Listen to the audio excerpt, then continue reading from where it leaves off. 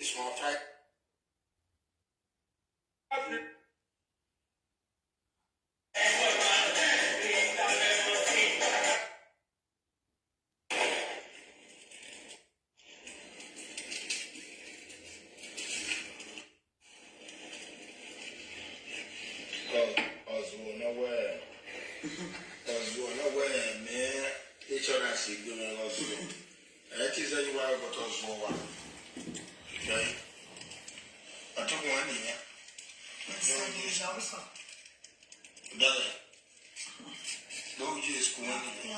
Social media.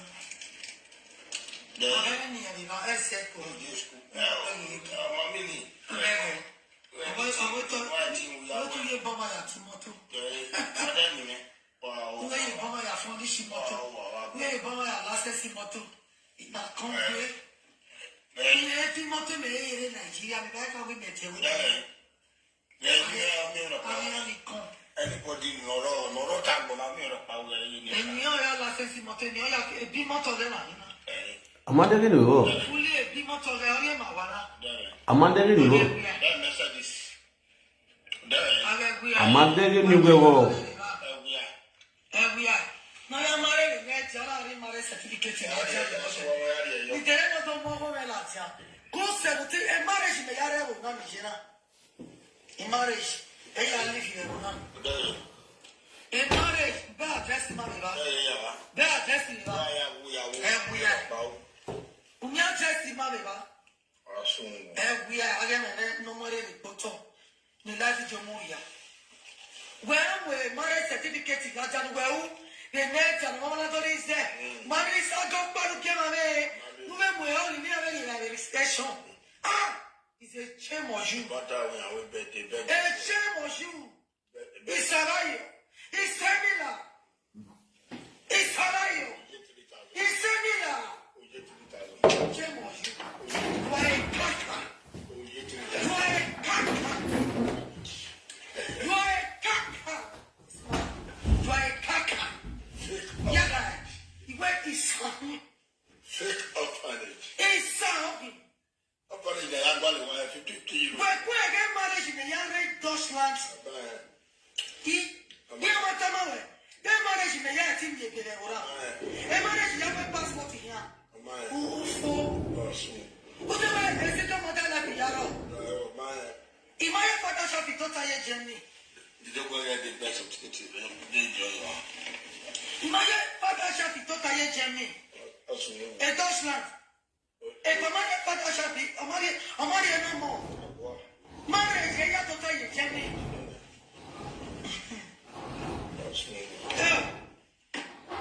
I bet people will know me for Germany. Will really even know me for Bayern Munich. I want people to come and testify. Even be writing it on comments. Who is that? But no more marriage, 17 years. Getting to 18 years. Getting to 18 years. I will registry marriage in a new way.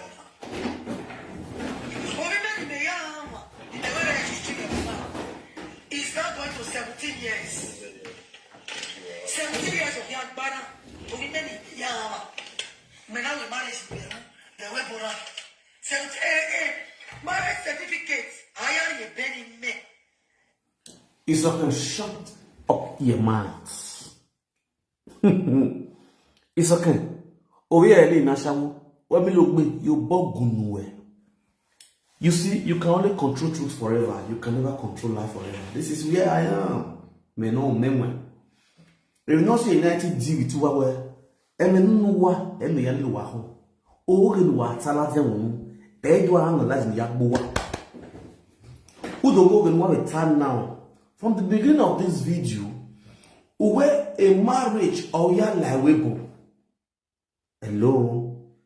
From the beginning of this video, ladies and gentlemen, you drunk over a marriage we ya lawebo. It's just 3 minutes ago now. Yeah, we go see the yeke. What that is? We are again no more photo. The life of Jomoria. Well, my certificate is not done well. The net and all of that is there. Maris, I got back to get away. Move we all in the station. Ah, it's a shame on you. A shame on you. It's a lie. It's similar. It's similar. It's similar. Shame on you. You are a caca. Okay. You are a caca. All right.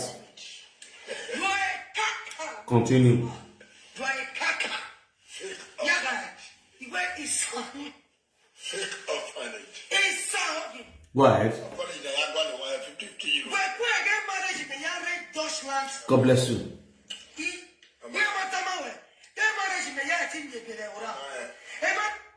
Or we marriage in Yari Dutchland. A marriage in Yatimi Bewuni.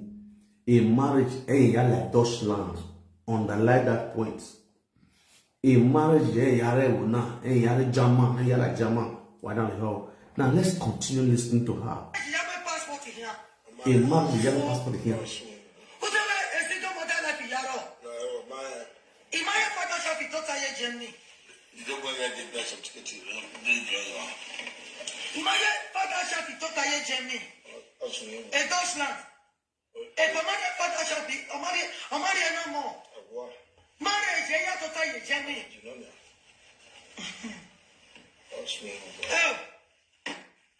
I beg people will know me for Germany. Well, really even know me for Bayern Munich. I want you people to come and testify. Even be writing it on comments. Ukiza, but over management, 17 years. Get it to 18 years. They get it to 18 years. Ain't the registry marriage in anywhere or not. Or even in the young, in the registry or not. It's not going to 17 years. 17 years of young banner. Or even in the young. Men now the marriage in the web. Yes, my people, I greet you all with better style. Who a marriage in a webuna? A marriage where we registering a webu. Men can now register a webu. The Nigeria Pada registering. You understand? A marriage where we registering with Deutschland for 17 years now. And from the beginning of this video, we not demand where a marriage where we are now. That is, you are trying to let us know where you got married in Nigeria before. You produce your maybe your time at the movie you married in Nigeria, want to register and everything, and process your documents to come to Europe, to Germany. Now, inside this conversation, inside you are not even in Germany, you also did the registry in Germany. It's okay. Which one we want to believe? May we believe say you do marriage for Nigeria, now your husband carry you come with your marriage document, or may we believe the fact say you don't stay here already, you can't get bail, you can't do marriage, you can't do registering, maybe someone they can't put passport put, you understand? Then they can't give you passport. Abi, which one will believe? Emi Lugbe. Oye Eli no wa. Oye Eli ni biaga no wo. Wow. Now, ladies and gentlemen, the real name of a document is okay. Is called Genevieve Osamedi. I was the one that monetized their page, their YouTube channel. Eddie Murphy has no account in Germany. What do you call so? Who's this? Hello? Hello?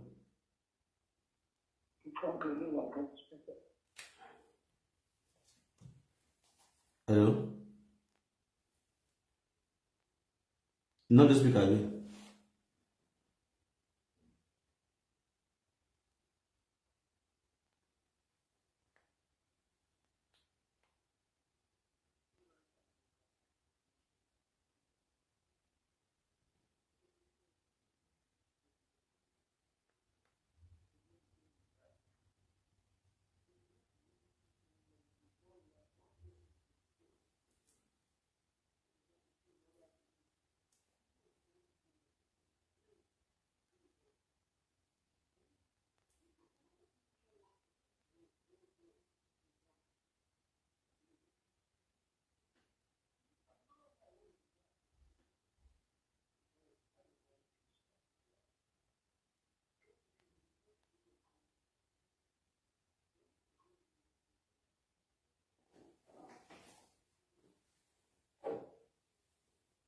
please.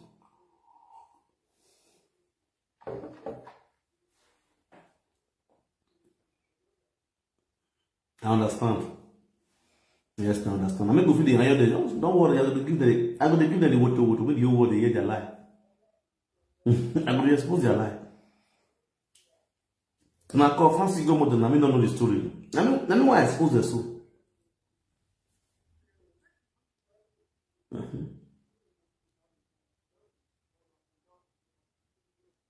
Thank you very much, bro.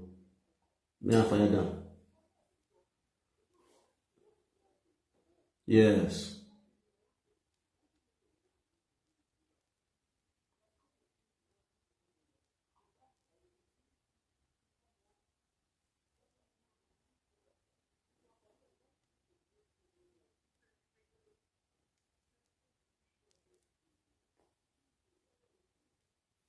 All right, bros. Let me continue.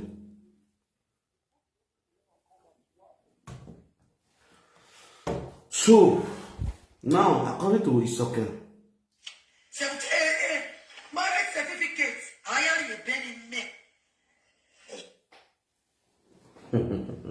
Isoke do. Soke guana gbeye. Soke guana gbeye. Soke to gbe. Aya wanu oye. O ro we o si afina yan gbe soke. Ebi lo gbe. O ro we. Owo ko yoba. Now, a marriage certificate, I have a document in Germany. Now, it's okay. Una wala mi women, I live to a for that Germany for many years old. We go, they are writers, go request for marriage. It's okay. The things, the qualification to get married for Deutschland. As we talk now, we don't even get them. The qualification to get married for Deutschland, for registry, for writers, for Germany. Why one at the one? It's okay. Why am I passport here? When even in English, you cannot spell your name. Don't talk of writing behind. When it's behind, passing behind exam. The German. At the Mofimite is the Dutch people clear. Ama iwuwe no do ya have passport in German. When you are one side, it's okay. When I'm well, I will be una two video. Una me when you boy I'm well, they are still alive. It's okay. When I click him well, I will be una una no two no wow video. When I'm well, I will be. That's it was okay.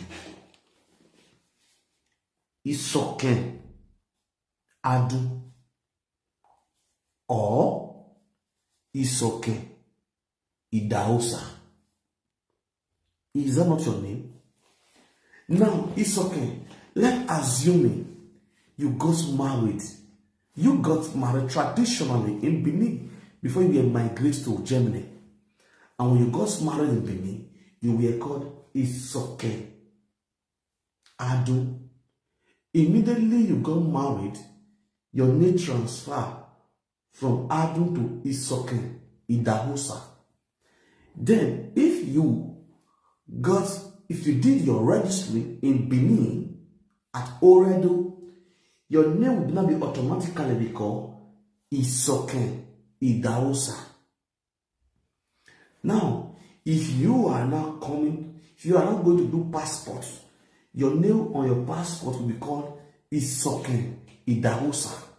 So automatically the name on your passport should be automatically matched with the name on your documents. Will also be automatically matched with the name on your registry. Hello, are you hearing me?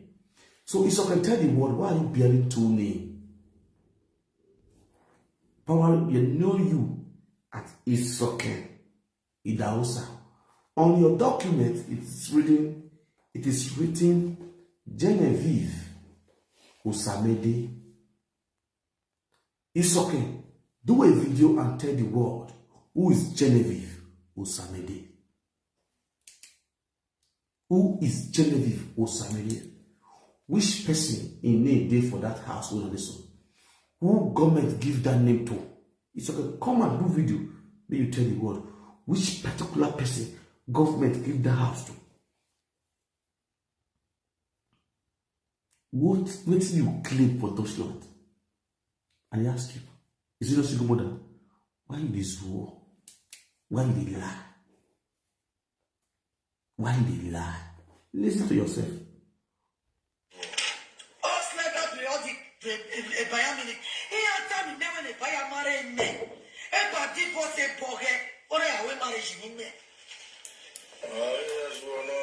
Marriage in about 5 days. Honor divorceable. Honor the marriage in where? With German, right? Now, why you automatically you are not telling me where like Germany, okay, no divorceable the way marriage in where? Why you work in Nigeria with a marriage? Why you work in Nigeria with a marriage is okay? No, he boy. No, he boy belly no. One of some. Divorce. Only a way marriage. Marriage in a year pretty in a general. How may I live as husband and wife? For life, I know. I will change it. It's okay. I will change it. Post your marriage. Only me live a single mother. When I get marriage, one ask of my name in bureau. Are you bureau? You have to my marriage or you live. They change me, man. So can you both go nowhere? You both go. If money wash you and once away. If money wash you and oh, that in you where we live with you. Oh, well, a passport way. I am in the UK. A passport way. I am in the UK. Uruguay. Your passport is working in the UK.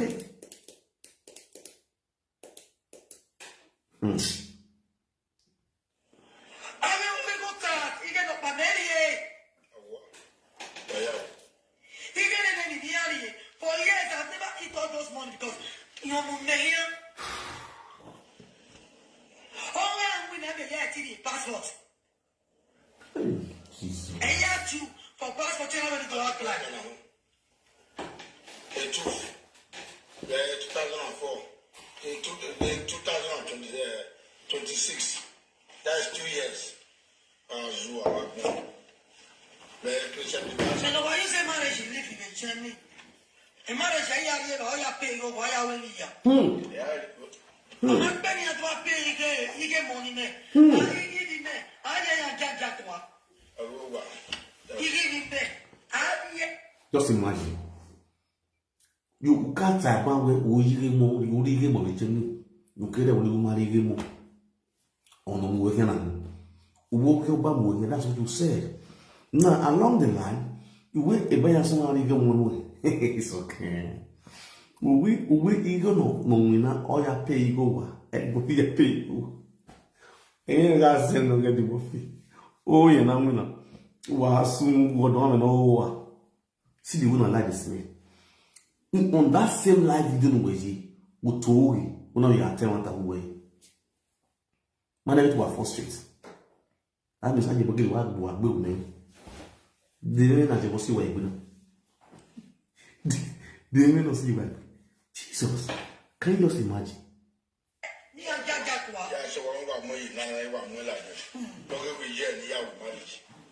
Marriage social media.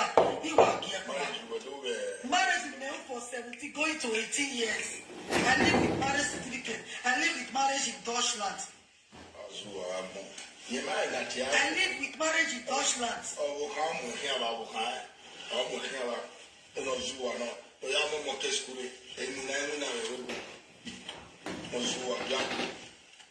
What is marriage certificate? Any close. Any man for years. He married for 17 years now. When I over there, they tell him marking the nature. What do they I marriage. I cannot your posse. If I didn't be taken now, what can I see? You don't need a glass in a yard. No, already married in a day or no, what you put on. No, what you pay your back was war. E got you, e phone you, it went from in here, it went up Pario, e got in a collective away. No, I'm fighting now. Why am I here or back one to way? Oh, 30,000. Didn't need a glass, Maya, that time. Oh, 30,000. What I wake you, I don't like to get Bamo. Not them of one more pass away. Matter getting it, one more. Do what we're calling them more than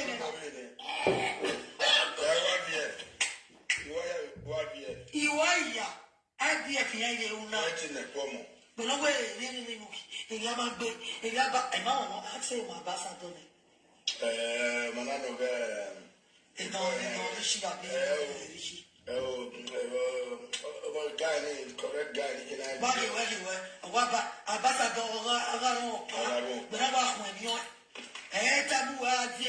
One big hall. Another certificate of ambassador.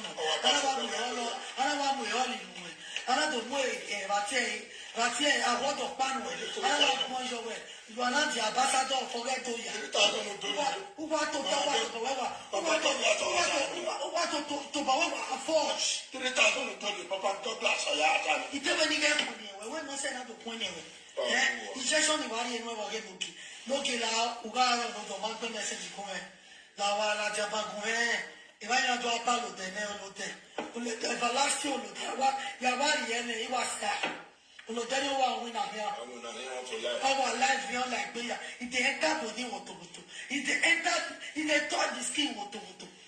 That's one lamb with marriage some ticket in my Facebook. No one after that, no get jail. I hear you, only may have near my butter. My is over now. Why you let go? 2008. Only let you. Okay, when I go to 2007, you know where in the Gala Wepo. I know where here. I'm not yet for the shop in the 2008. Fantastic. I'm not yet payment. I'm like every of your little over. Fantastic. I'm not yet payment. I'm motor. If I want to tell a tally belly, a glass of one, you can't do anything with me. Yeah, Lalopo. I don't know. I might get out of the work to what? What will they go away? Because what we get, well, when we go to our room, is he existing? You see me? What begging here? God, me barak when I'm there. But why you make it happen? I can put more than that good. But when if you want to only when you want and why I said far. When you go why I said, not in the day, okay, that's it. Okay, I can know your way. In your web, in your phone, Venu wajenia wa ti ebe mono mo o so ma gbo no si e monu wa biele yan o wa e monu wa biele ti yan o wa vi mo la live video e mo yo afunu wa media e mo yezo so there is no need na ya ti e bonu wa e do we ru giri ya na to mu da to mu te gba emu ne e do ti e bonu wa ne. So there is no need of na here agbagbo enwe gbogbo because why on the dogiti ebo na ne ode yin yo ikon iya le yin na igbiya na ifige gugulele ere no ya nwe no ya fi won power ti mo otegwa era hina otegwa na hina disegwa gangan na hina order fun fi ame mo fi ebo mo fi yen mo fi wumu o egwa na hina you understand na hina. So they never buy into no so no the why kuro I to boy mu gbegbe mu eri o ma video ya se ana bana wa video ko yeke and the funniest part or that for video egwe o ma ko isan o ma ho nisan ona ho nisan o ma arisi bi ra si egbe san we ya o ma ho nisan the bossas ai ke talawe ami o ye chula no fo ana we jando omo gbese ama with high isokoto no kodo okoto no yoge isaye bebewo gagmo do di no ya de ya hamu ari egwari esa ya fe sama wiya o la ya fiya wana ya fiya me mwana we gege no pa ana suela na pe ma ko egwa ani bo egwa yan pe won la pe won la yan go la anya yugo wa anya yugo wa di all that for ono ye vi ahia ono ye vi ladia ono ya vi hia na ya ladia vi omwe adiwa to he ge bai na odluwa kini ge do yusu media ya tinuwa ina budo vi o do ina vi oba wa e ono de yiku ono do kuru godo ati e boni mo ono da ni yugo eni mana ye bologia ebo onda boya na ya titna na tielo da fo wegwa Ọlọ́run mo no biere o ma ya iriwe la we gbe yan iriwe yan ye ki abole o mo wo gbe bi yan ki agbo ra gun wo iri yan ye bo si le mo ya fo o mo no bi e o iriwe de le bo se de na gen ti e bo we se de mo no bi le we gbe yan already so what else I want to fear the boy because why na lita mu na ni wani bu ya me wano ra ni wani bu te mi ami gbe ya ya yi we e bole wa ya this is the reason why ni wani bu ya na ari ere this is the major reason they will continue respecting me they will continue honor me they will continue listening to me you know the reason why because everything I always say about you always come to pass. I'm the only presenter no my move go to nowhere. I'm the only presenter you are my son the movie. But you don't know where a body here. Many be on the book, and I knew as all your back. It then try me dear way when I cocoa bono casse, Toy Caraco. What more you did to war. At the movie, my name will ask Zuana, a Zua way, a follow come to you. It is we are the Israel talking about Israel by a azore follow come no. O work with you way. Ewe na ya se munda we ekwenye enye na obi etun ya fe e ya unyama wo pade ye ki wuwe o ma ine gbe wo se munda we isokere mi lo gbe mu yuwa o we ke na ame la ha e ba kizo wo ege no mo na ya mo mi la wo gbe ege wo na ri gbe ya gbe mi la mo ade wo o ma zu o mi ya o we na te correct kire nu ya mo emlo gbe mu adiwa una he must work edimofi una he must work this is the reason why umati yubawa when the social media like base with your reign on this social media we are above for children on my bo what's your unity they should go me way because uzu o de yeke ekiogi na o se unity ni top ekiogi utama na ba ma obi ase na to ogi ma gbe ebi no maso na osunu na manipulating also money upset on this media today ibeka gege ya media yan ni media na fu ya wo ma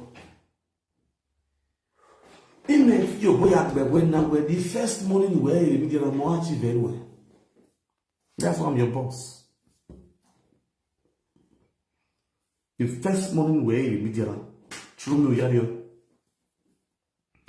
every month you are collecting after we do apologize to me, they accept you and I accept you in as my son. Then I say, okay, no problem. Let me do your YouTube. Now when I YouTube, now when I Facebook when I was in our country, on I was in here I was not working on your YouTube. That first month, you collected €300 The same thing with the other month. The same thing with who are collecting on your finger. I'm gonna tell YouTube when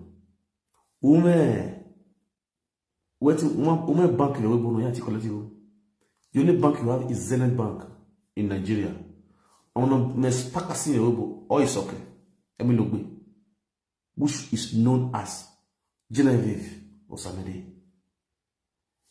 Any Genevieve Osamede was the one on your documents. It was the one on your YouTube. I'm a YouTube where the house address is carried the name of your wife. The house address can be your wife for broken. Which I fixed everything on your YouTube. Then when you come on media, you will be bragging, ranting. Out of social media, you're a loyal person to your wife. I come and go, I'm not going to go back. What about a bottle? Only out of all the we're not having a wire bottle. Who we are the call on the That's how you guys are living in the house. A bed who half of the bed. Who are man who are moyo. Most of the people who are young, who will be the Nasi. We better not see that. And I will be that ye. One side of the second year, the other a pano, every year, with a black chair. Am I lying? Itoria. When you get me, I know where I go to because you get me, I'm getting away. I will just kill you with reality about your life, your stupidity. We are one. So you've been abroad for 20 years. You are still in that job center. Men already know that I'm living in 2-bedroom. We not be a kid be a granny. Why has to why 4 children plus you now? But there's 6 people who live here 2 room. Why live here 2 room? Where boys and girls do. Why live here 2 room? What achieve just no you are good now. Oh, one well bo when we talk about above bo. Along road. No clean pious. You got one. No, you go to the add motor with it. Do you see how he has? Who is Nigeria? I show you hotel pious what born. You were showing pious hotel on the social media handles in that record. I just love you. I love you. My one that body we have much of them. You are big boys. Listen. Money body rock. Let me look well. Because my name boy, I will talking to you. Walk okay way yes. In time of me and allow. It's an house was somewhere. I do my drink. Now get your way from you. You go to way. You do go where you say better right. Who you go why you say? Who you go why you? You see, when you good, they are good to be you stop good. You do good is your opponent before you. My Melissa Moore and Bejo. Yamma can not hear good. Would do look at the clear fine. If one were lonely, if only Melissa, no good for. If one not good for, no hear Melissa. If one not good for when all ye Melissa Noah.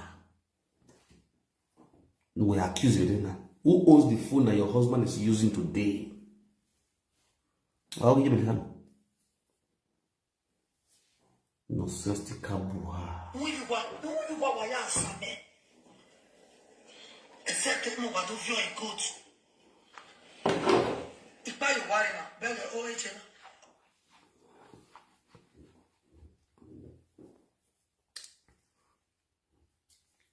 I've eaten the good way we live. Yeah, when you could eat bar now, we may good. But a good woman. Unfortunately, you did not lose the gold. Nobody came to your house to steal. Nobody came to your house to steal. You feel me? Tomorrow I'm going to do a video. I will do a video tomorrow. And I cause Greece.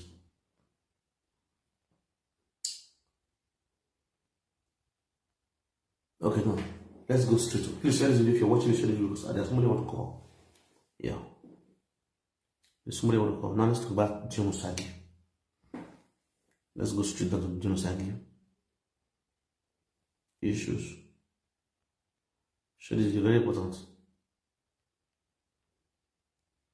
So a lot of people are beginning to come out to cry for how genocide fraud them.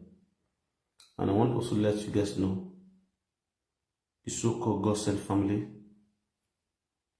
who always support genocide. Please share this video to them. Let them sit down So they will know that their godson or their god husband was a criminal, has defrauded people for so long. And they are the one that is protecting him, backing him up. Our ancestors will continue to disgrace the Osagi and disgrace God's family.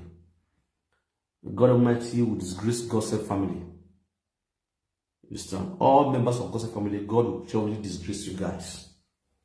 By the spirits of their most of us, except man will support and not be on you. You can't have one. They joke. No thing else. Elebo. Thomas will say. Now, a lady of crap at it. I'm not a lady Italian.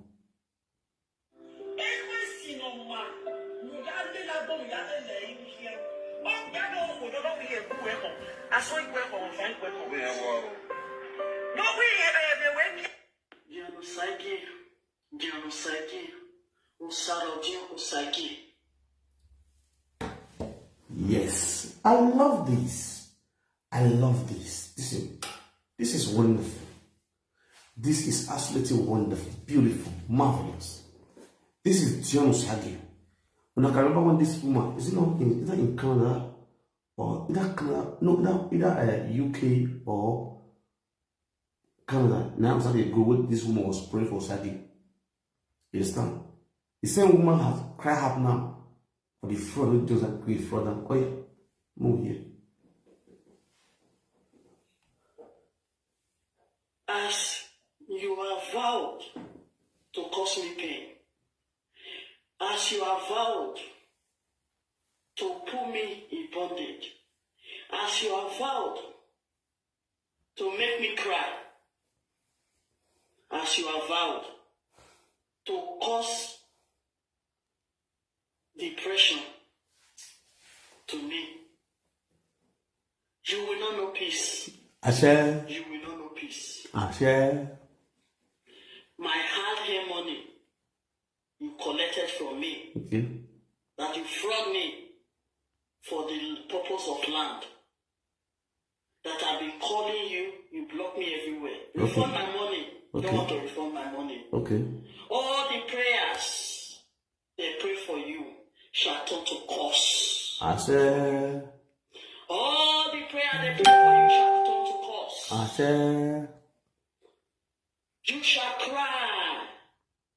You shall cry. You shall not know.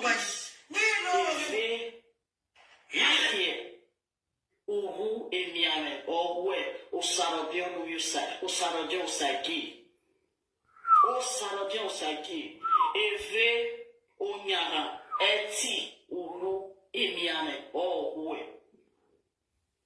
orani mabata ofo nona Liban. Ciao. Oraiwe Marie phone, Marie concluding on agreement in my concerning the land issue. Or I le PCA go, or go, a penal go, Utome go, allow thou or go. Oh, every go, come on for the way we call. When you fuck off. Oh. You got call it when you Fuck off. Who block you, man. Result a problem. Or to nani go at there. Go boy. Or my word. But once I just saw it Facebook. And me all where. Who walk where.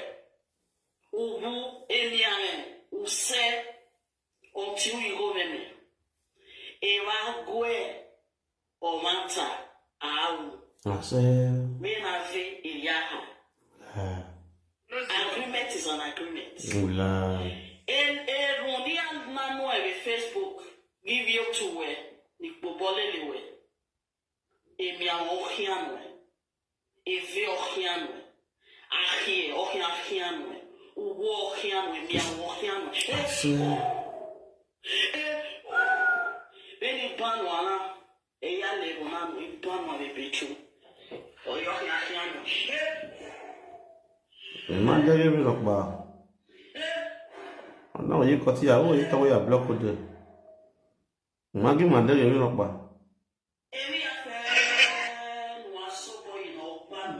Madam, Maggie, man, there you look back.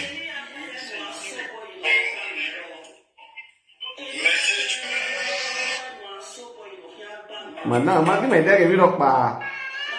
Madam, I would be here, but now. Man, there who he, man, there who needs to man, there you went.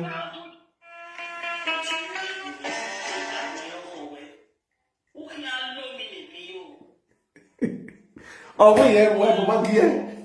You know, go to Sagiro.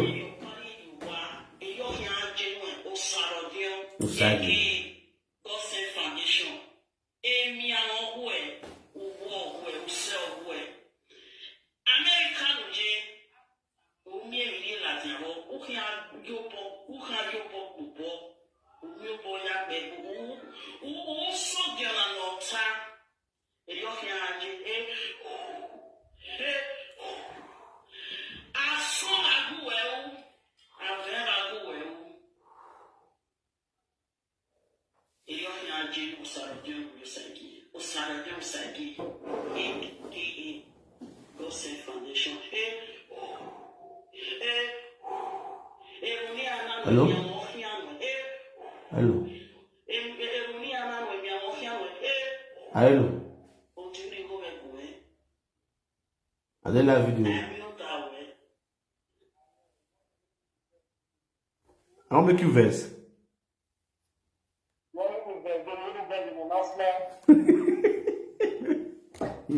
Oh, what a giggity. Oh, what a giggity woman. I went just the cup, you know. I went just.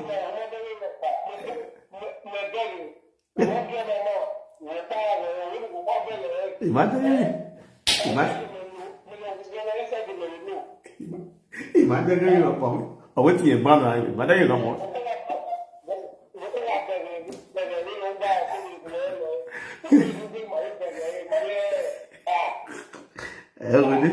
You don't get it, Baba. You don't get it, Baba. But okay, Baba. What's up? Where you be away? I follow up.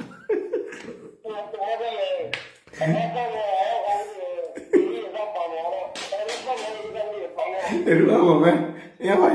Yeah, watch it in the media. Yeah, my brother, yeah, Baba. I mean, you think you can for the men on the bottom of ye. Be a for the way.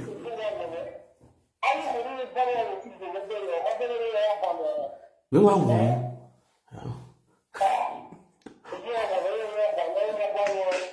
Oh, you want one?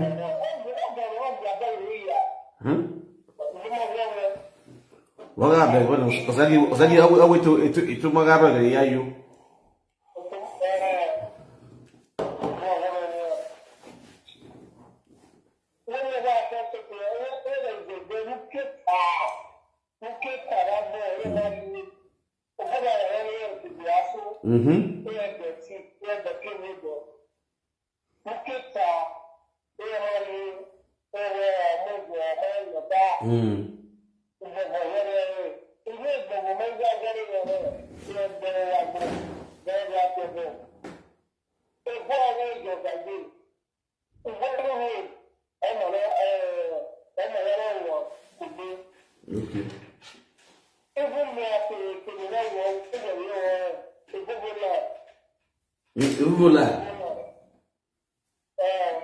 Même vous là, vous allez vous là, où allez vous dans il y a ben.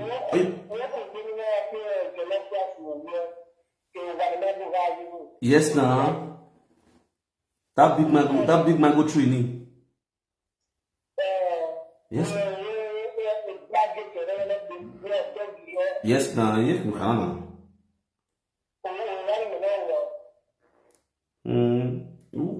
Area remaining.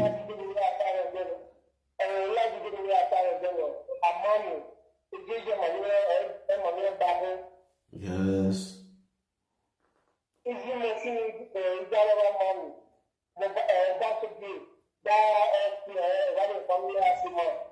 Obasogil. You cannot do it. Cannot do what we cannot do. What we pursue. Why you not be which way you not be when I live for Basogi?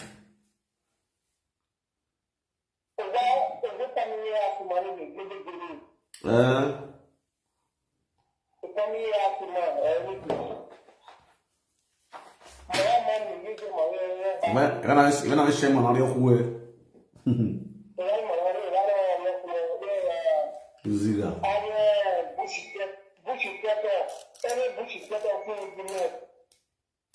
Yeah.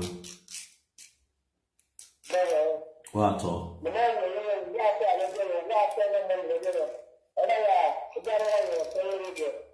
Yes, now, maybe na correct girl, na correct man. What all? What all? So.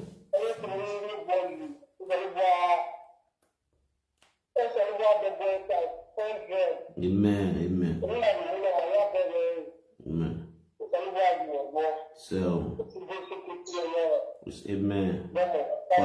Father Ross, good night. You see the thing? You see the thing? Anything you do for this life, when they do away, they cannot well. You know that you know about that now. All of us now one family, but we are gonna go for a second. When you try the, when you want to try the, you know, they oppress those innocent women. You know the reason why they see the talk of this was just like the matter because most of this people will fraud now. Now no will believe on now. Yes.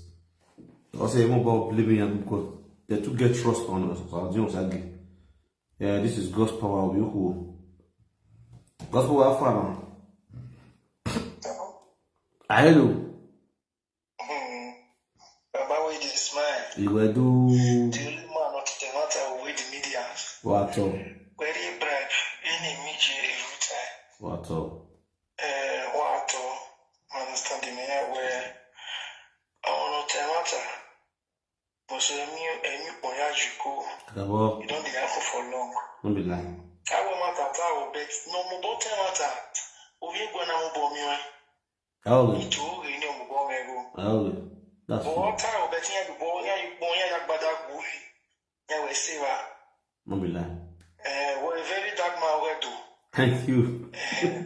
Well, where do because we are like media. I mean, we are told where I mean, on any time you away. Don't be lying. But we are damn you because yeah, we matter women. Of when me, I matter you where. Two almost we check, almost we. And no money I wrong time I woman matter but wrong. Gay, I don't want to be a boy. Exactly. Well, I boy, Boba.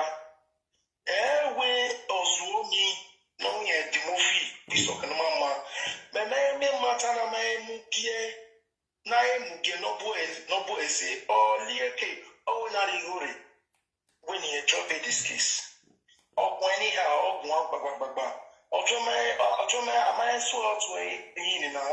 Why threatening every year? Would walk bona, do I feel now? Why do I feel now? Do I be like, why I do? Or double, no, I to form a double or dear, when I listen, okay, or Senegano, am I really? I don't have one or 10. But you do not come with government here. It only makes you. Okay, man, now, walk your now, walk here, where I just boy it here, walk, because what to my, I to my clever, am I this way? Why you look to Yanni, walk him out guy post. Eddie,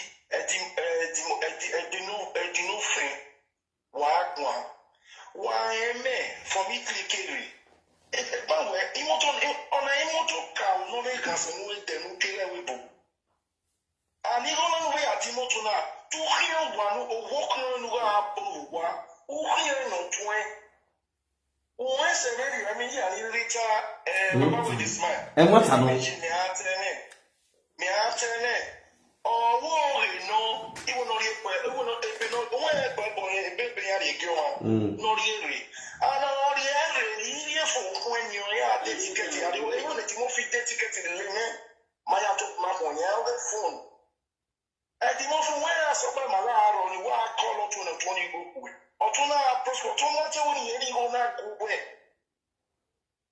Omate woni ori go na go na music go ni go. Ego no to yari ya go to kwa moto no ma fini. Ori ya to strada. Ni cross na ne segi pe. Ama do west na do mo to strada. Ola ari evete na ni makewu. Una vi prosper na yama. Una asia tuwe una asia ego no rigo na rigo no otone o one wepo o pano po fo no kweta no adi mo fi te yen we la webo di mete yen me la webo we wo benu ke wina adi mo fi 5 years of bena me kere dosland adi mo fu ma hi wina de e ma me wo ma ko na wo ri wina e no 50 years ya o next month 50 years we imagine na we me ya we me o ha ta Uwe oku mega amweke opa Jennifer yaga. Uwe mega awe Jennifer. Even na akutana afona na latia. Even muti ane ne baba we just smile kai okaya kwani ke kole. Edomuna edimufu yunuati eboti ya. We boya no chi. Ina gele uramume we Jennifer we na we Jennifer iwewe. Oni moseo Owaje okay. But me no yo who in aranu go Jennifer one ye. Boy anu riti in a go Jennifer one way. He was a Jennifer. He won my varo. Oh me na the punch Jennifer. Boy anu riti also me bring. But he want the punch Jennifer and he made them my tell Jennifer where he won a world maro. Boy anu check you a word dish. Oh yeah, what? And Jennifer, no one, and all one, what are you even if one is now? Oh, what? Who call what a rela, a kella, a killa, what a woman, a kella, one in I quit you one in all by little one in one while lawa, and ever we may a kella, a killa, a kella, a lawa. Even it is a one in hip, where we have you, we are hospital near check we are. I am many here, and we are nearly before us. And I have your little hospital near check the loans and everything. It is a way in a hotel for 3 days. Baba, when they slang it to story and I they meet them because they are in the entire where the Jennifer not even over. Boy, I'm not really here, and I have you with the man here. No way, no way. The hospital, and we have to say, we check anyway, we are the okay, men are Latin. And Jennifer because he got because I didn't my Latin, he can talk to me when I started because I saw that. I want to do something that he has known, and I always said that I have that bad winner. May all people wear the movie. Unavia was so we were so Utalo. Get the ball is like a dressing. I think of it, I really buy a lot of Scott Welluni. Who might be? I think of I won't have one be. Where go I won't ask one. Now, Jiku. No, but I never want to go out there to move with it. Who can it be? More you who one of Chagay, I know. Ya can I actually, I know what power you we can manage to come up with Mutia. Can any who know that we go on Minam, we go on Minaj go up wide and raw. At the Mofuke, we are Italy, Hero for women, or showing. When I really just not the years and Yomo, it won't act like a pin on me. I will keep that get like both only I collect a who will hear it by one morning. They are one no Malika with Biangaria or also what the Puna or take you away. We want Mama. Then, plus in the thing, it's 2 minutes Latin, Marisoa. You know, one you won't get you because why I can't. Because you know what I did. In a hotel, BB hotel, I will send the receipt to you from Victor. No one place say about BB not pay for 3 good days. A baby hotel. Imagine what Jennifer. Imagine you're waiting Jennifer for eminent monthly time. I have to go now. At the moment, we are waiting for an email now. I will make with 1 year came and I was waiting for. Imagine you're waiting for a boy and no retreat. Mama, we are here. And keep for myself. If you walk my way, Bobby, because when you're here, my head keep you women, women, I like to no, check on this our poor, and monitor by your money. A new way to so can you make time away? Poppy way, she for beware. A new regular list. When I went anywhere, I probably can be away. When I tell one, we are one in now. It may tell loud way, you are a whipper. But wait till loud, because you have you or more time, or more than you will kill something. A DNA test where I wear, because the master Epa, well, what do you guys say with more than a papier? I mean, you were more well, Epa map you wear. I cannot new wear beer. It's okay. It's okay.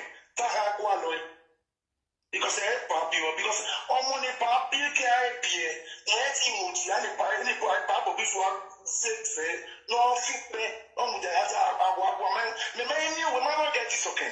Wherever we put on us one. We are really like what they come away. Maybe also one of our is where they know one. We saw one name, not who are feedback. Where do you want to we are the when we were now one in? We are looking at. Where I see like the Congo winning or one in Pajima, where you know out to I don't treasure because I've been out for work for a minimum. So I'm working on one side, near Mufik Mediale, a money bar, beer, people are holding you. Me not my boss, he was a hotel for 3 good days. After 3 days, he might have you waiting if I might have you waiting if I. In I have you waiting if a boy and only age at the movie no mama. At the movie. Please, you did please, but my say, please, you talk me. I will please you well. And you know, Can't be sucking up, or sucking no motion, not pay that. Every look, what's every look? It's Marcia waiting for. And one the love one year, the love one year.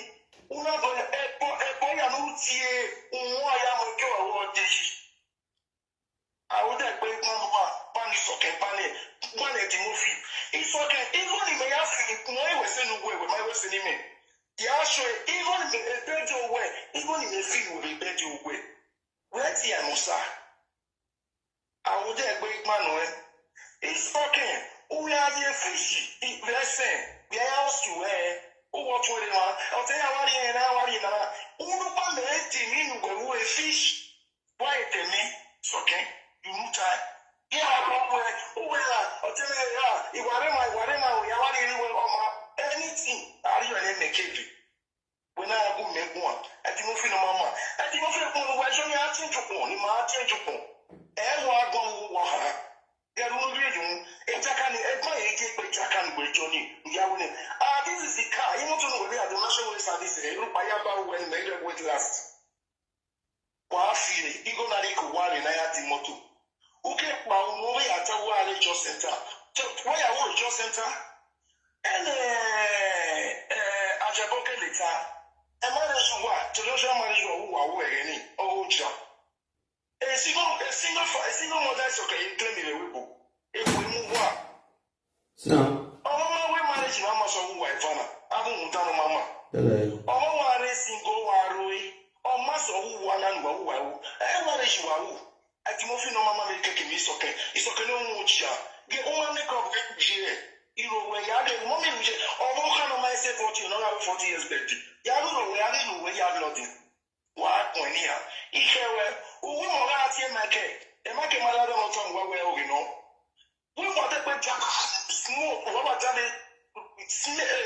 mistake one like. It can only wild Lani, who are here where a meteor, oh, my ya. Well, didn't you hear my candy, my dear, my car with phone? Who tell my name with phone? And name it my cat. Also, I will name it well at you. And then I'll let you, Papa with this smile now. Well, and the market, the market ladder, no time away, matter more you do. A market more ladder time will never see market. But in your hour, either time in this year now, I will understand me. Who would you market when market time and the market will not in the time when I meet a market team, market team. A market team, no way to my loud, if we work here. Really, the time when I mean, I'm not getting home because you are winning in all Lagelia. When I started, it's a man when it's even we didn't down let him work care. I saw where money latia. A man got where's you in the time when I time and I get the day with it. But when I came to me out, I can make a image from a man got with one. And then I go, and why I see no. Then I see my care. From what I will make a woman. And my care is here. I find my care. I think I got to have send it from Bishop because Lily Miguel. You're nearly one in the media. But I'm it didn't mean all what casting in the media. No one in the media. Let me mention that. Emi and nearly what it's like. Even my son or your son or any. Of you said, he had it with me. Emi has son or any teaching in it to teach time. Even in matter what I will try. Even like I go like Johnny Coco. He might go brother, imagine if also now the Jennifer to Latin. He can't tie him in another time. He might tell Jennifer points. He might toast Jennifer relax me. Yeah, the toast Jennifer relax me. If you know what a weapon name. They might toast Jennifer there. He might tell the he might tell him point. Even Jennifer save way. I'm your man. I like Oma. And you like a Jennifer, no worry. More they come out, no you're the I'm moving Jennifer Latia. He may not touch Jennifer, they might like, oh, he has a common money with Jennifer. This Jennifer, Nana, why they talk to you know, he has a common money in the why. And even now, if I don't know, what we want to say, waiting, the gay is a nice gay. He's a nice lady, he's a nice gay, but I'm your bros. If me and Jennifer come out, no way. I was saying I approach you if I tell I will know. He won't be a way. Jennifer can even testify this. No, no girl in the nation don't see me by every day. He won't be boy week way. He might stand you till now. He might quit Jen or see me. Or what you go out with Jen, unless I have the AK or whatever, but it's the I may quit. When I'm a daily party, Jennifer, at the move, why are you here? Why setting? Why setting? A problem here, what threatening you work with that baby. You are born out. Or 2 and 9 and police, more. The one. The one, it's here, track away. Why I will left while I will motor. It's okay, I will left all the kitchen or I will left. So can we change it? We change it, and I will left. We left Palo, we love you. We will left, and I will left. At the moment, we can big protege. Change a party one, we change your way. If I'm not going to speak about it, if I stay here in laughing with Steve, or whatever, at the way, Travito, a man, sorry, no, oh, Betty Murphy,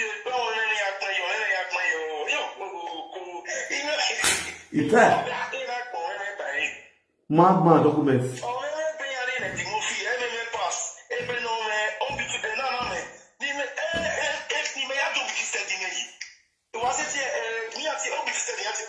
Yeah.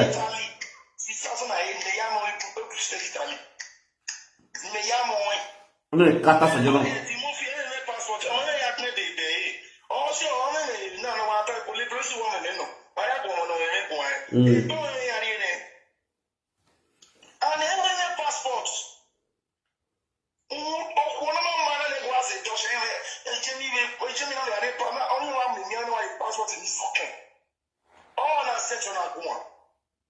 And when I'm in a weapon, my passing and you don't even from 5 years, and you pay no way, pay more so can we? When we are meant to be Gunia. In my life, in a crack. Was it a crack in the dust? A crack in honor. A crack or a dust now, a dust now. Sick leave. Only a crack with dust. Sick leave, only at Italy. Malatia, what Malatia? Yeah. Yeah. You get it.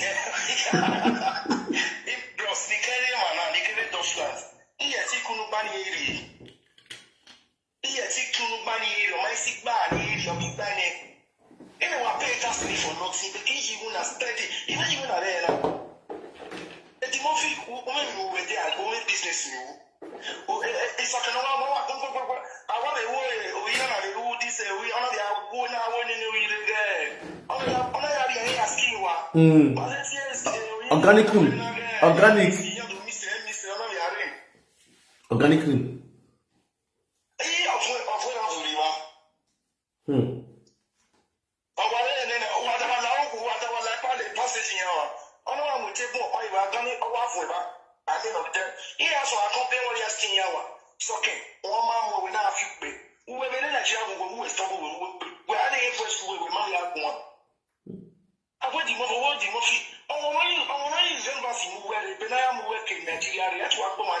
Okay, from this one, I know what members followers you answer.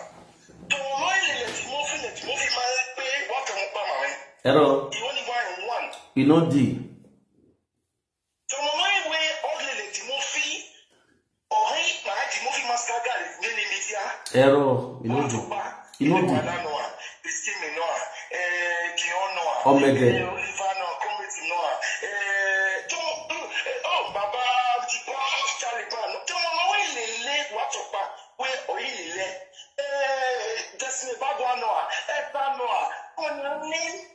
No, and here we are going to Epa go gear. I just only pay you see.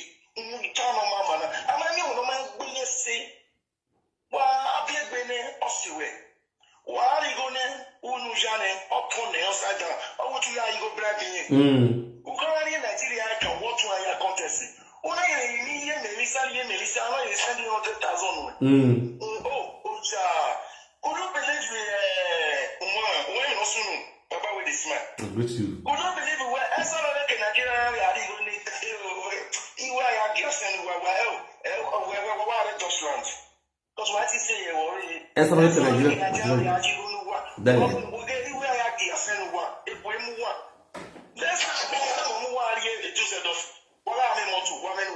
okay.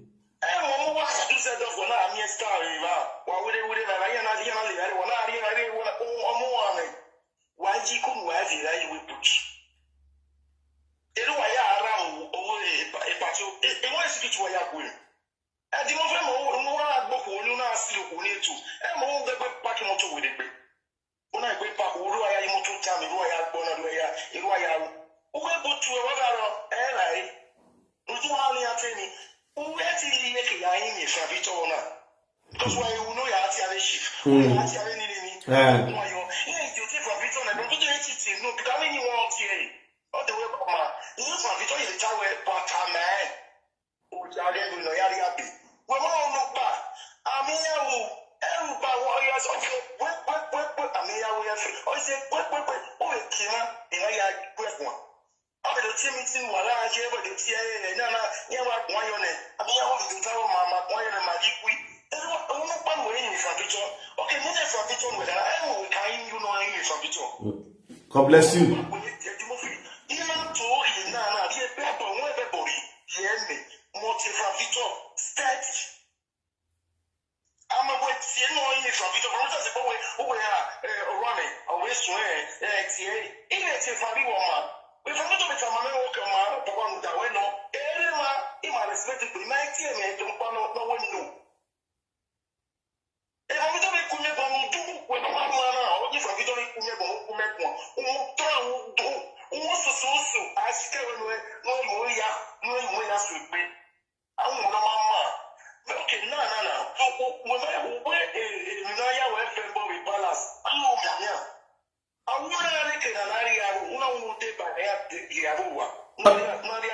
Ana ya love it.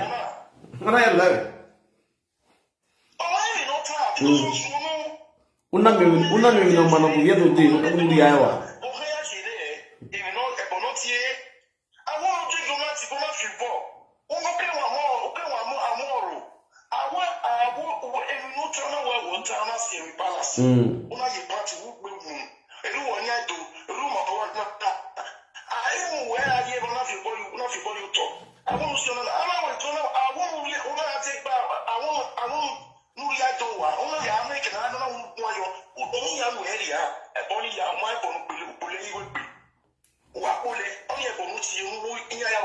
Any ya borena. Any ya borena.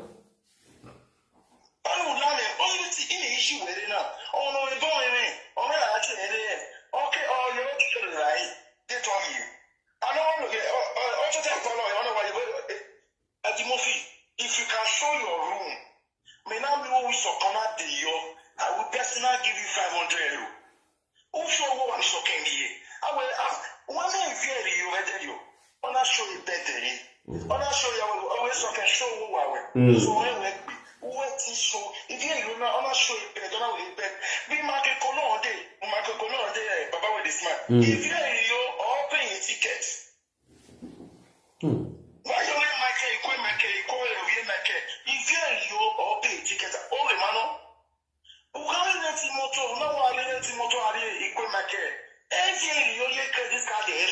Exactly, I was aware.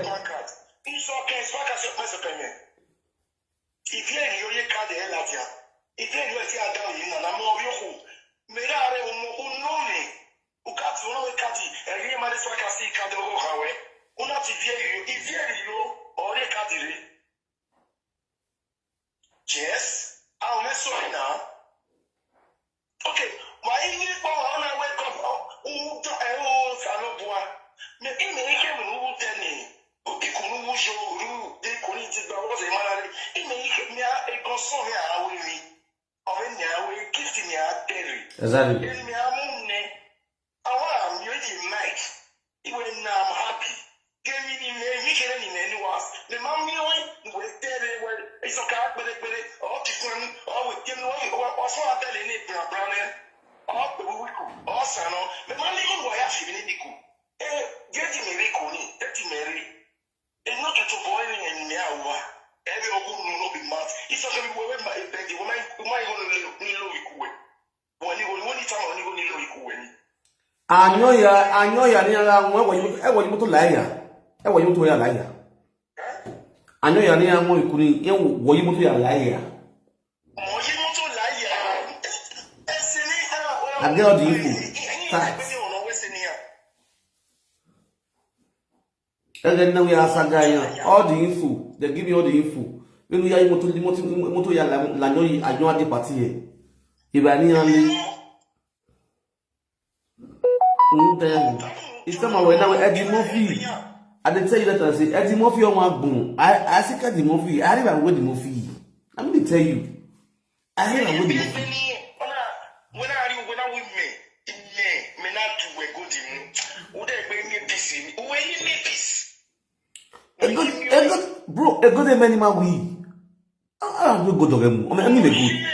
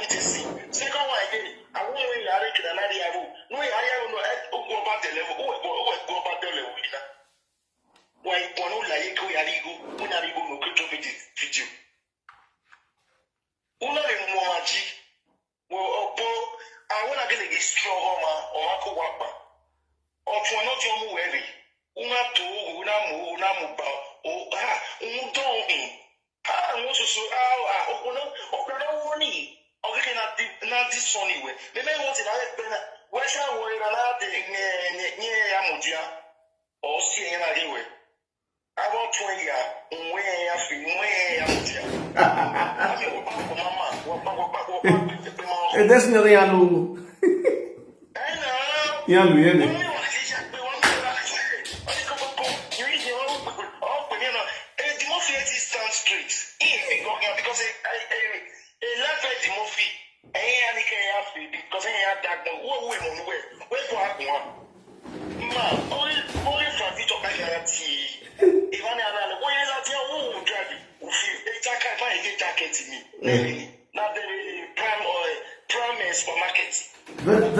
Very local human being. Oh yeah, you Ododo. Look.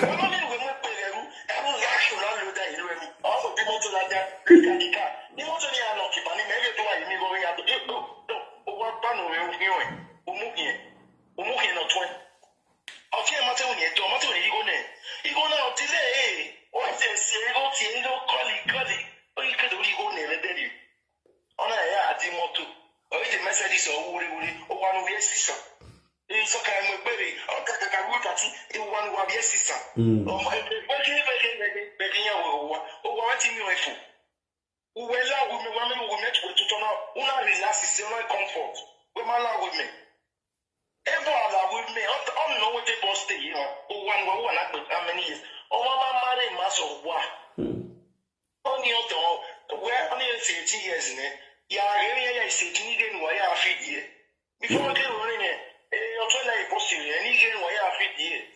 None of you know with me. None of you know with me.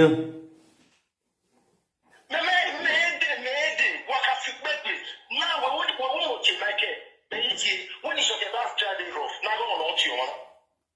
One of the driving rough, what can driving rough in what driving rough 20? Now the media are so. He used to carry no ambassador with Vabia talk the Spain. What was driving rough? But who won't him a market to work one? And the market malagan time when you matter radio. Maybe the Biaki at a market in the Mufika because of down your and I don't know it. Maybe it's in my care. Who won't imagine market? What is a who won't imagine a market? A market one in the market. Nyata kwa market chime. May down mention what? No market. Not here at the next morning we didn't want with you. We are actually one where we origin or wrong. And now we're any so any shape in the second. Idiot Grace in one essay to save up. In your water in our way, all of the best way, and all one I had daily out to do. And I don't even be a door because I want to do a dog you measure yet doing it. Yet, why, and when he came in,